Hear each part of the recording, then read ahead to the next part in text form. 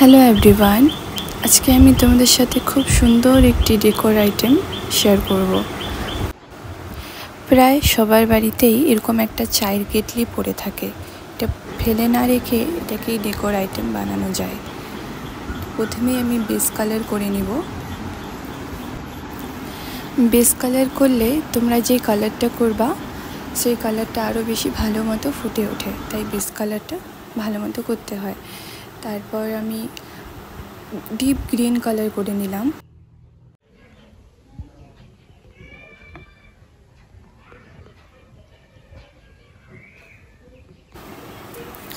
এরপর এগুলোতে ছোট ছোট অনেক ধরনের ফুল এঁকে নেব। অনেক কালারফুল ফুল থাকলে দেখতে খুব সুন্দর লাগবে। কালারের জন্য আমি অ্যাক্রিলিক কালার ইউজ করেছি, তোমরাও এটা ইউজ করতে পারো।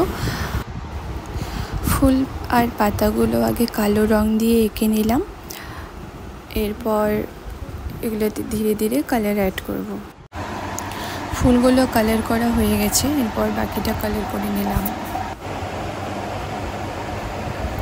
পড়ে থাকা চায়ের কেটলিটা দেখো কত সুন্দর হয়ে গেল।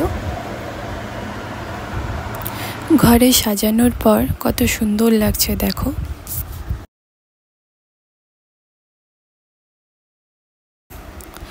তোমাদের কেমন লাগছে কমেন্টে অবশ্যই জানাবে। দেখা হচ্ছে নেক্সট ভিডিওতে। টাটা।